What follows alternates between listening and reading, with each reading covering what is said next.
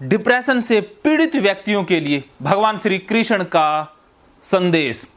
दूसरे अध्याय में भगवान श्री कृष्ण अर्जुन का इलाज शुरू कर देते हैं। पहले अध्याय में अर्जुन विषाद योग में अर्जुन डिप्रेशन से पीड़ित हो जाता है और दूसरे अध्याय की शुरुआत भगवान श्री कृष्ण करते हैं अर्जुन के डिप्रेशन के इलाज के साथ।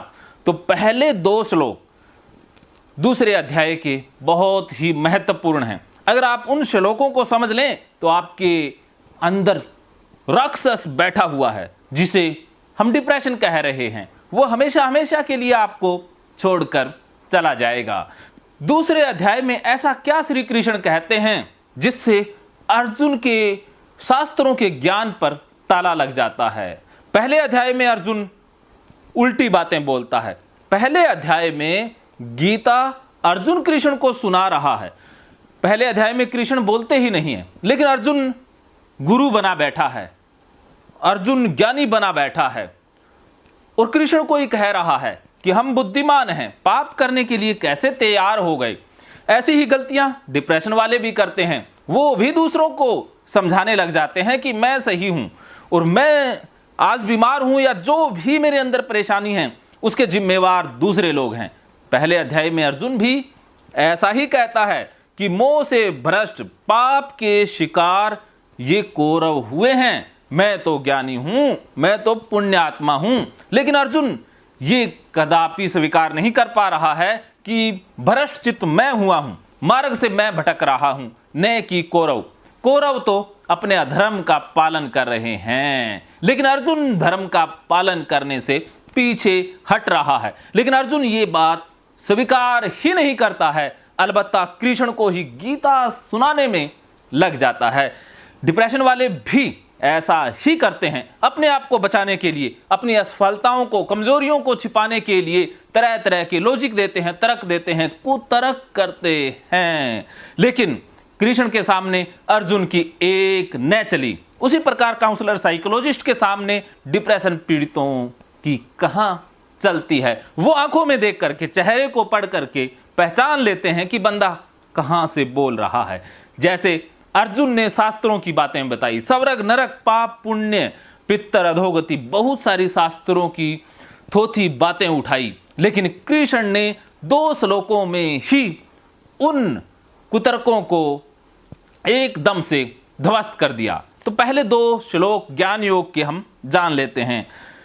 संजय बोले, इस प्रकार करुणा से व्याप्त और आंसुओं से पूर्ण तथा व्याकुल नेत्रों वाले शोक युक्त उस अर्जुन के प्रति भगवान मधुसूदन ने ये वचन कहा। श्री भगवान बोले, अब भगवान श्री कृष्ण पहली बार गीता में बोल रहे हैं, हे अर्जुन, तुझे इस असमय में यह मोह किस हेतु प्राप्त हुआ है? क्योंकि न तो यह श्रेष्ठ पुरुषों द्वारा आचरित है, न स्वर्ग को देने वाला और न ही कृति को करने वाला है। दूसरे श्लोक में श्री कृष्ण अर्जुन की शास्त्रों की बातों को एक शब्द में ही निराधार कर देते हैं कि असमय में मोह। शास्त्रों की जितनी भी बातें हैं वो असमय में मोह के समान हैं। उन बातों का विशेष महत्व नहीं है अगर हम गलत समय में उन बातों को बोलें।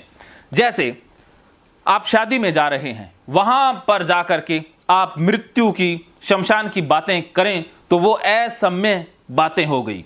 तो वो बातें वहां पर उचित नहीं जान पड़ती है। वहां पर लोग आपको खल्ले मारेंगे, धक्के मार के बाहर निकाल देंगे, लड्डू तो खिलाने वाले हैं नहीं। इसी प्रकार अगर आप किसी के मातम में गए हैं और वहां पर जाकर के शादी की बातें करने लग जाएं, जन्म की बातें करने लग जाएं, तो भी असम्यक बात हो गई। वहां पर भी लोग आपको धक्के खल्ले मारकर ही बाहर निकलने वाले हैं, चाय का कप तो पिलाने वाले नहीं हैं।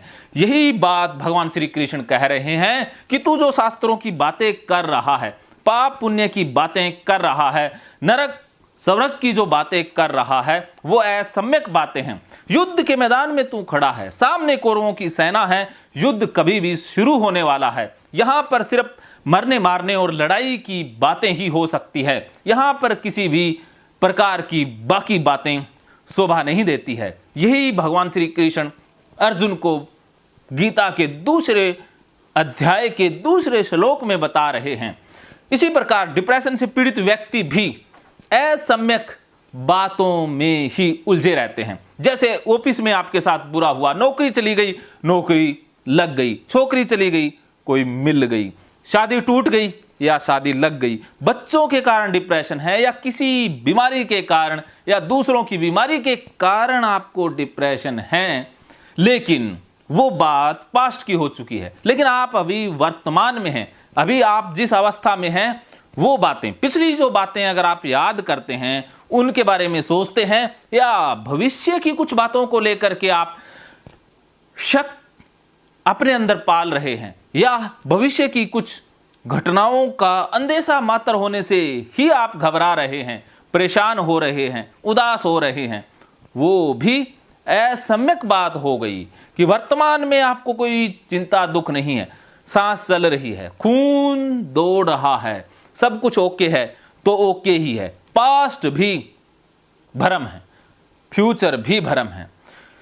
किसी ज्ञानी इंसान ने बहुत खूब बात कही है कि past is history, future is mystery, present is present. सिर्फ और सिर्फ वर्तमान ही तोहफा है। पास्ट तो भूत हो गया है, पास्ट बीत चुका है, और फ्यूचर मिस्ट्री है, रहस्य है, क्या होगा क्या नहीं होगा किसी को नहीं पता है।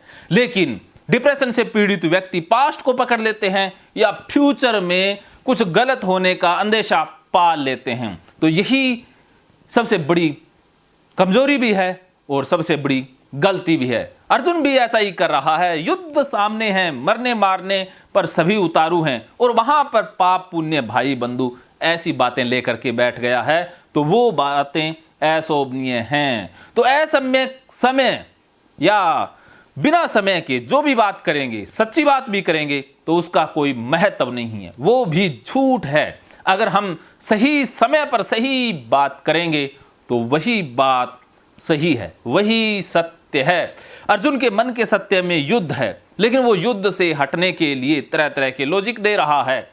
ऐसा ही डिप्रेशन पीड़ितों के मन में होता है। वो काम तो करना चाहते हैं, लेकिन डर गए हैं नुकसान से, किसी खतरे से, इसलिए वो कुछ करना नहीं चाह रहे हैं। तो ये इंसान को ये डर, ये चिंता डिप्रेशन में ले जाती है। तो डिप्रेशन का अगर आप इलाज चाहते हैं, डिप्रेशन से मुक्ति चाहते हैं, तो दूसरे अध्याय के दूसरे श्लोक को हमेशा याद रखें कि आपके साथ जो हुआ, जो आगे होगा, वो अभी बिल्कुल भी अस्तित्व में नहीं है, उसका अभी कोई महत्व नहीं है। अगर आप पास्ट को अभी वर्तमान में लेकर आते हैं तो वो यह असम्यक बात हो गई। अगर आप फ्यूचर को वर्तमान में ला रहे हैं तो ये भी असम्यक हो गया।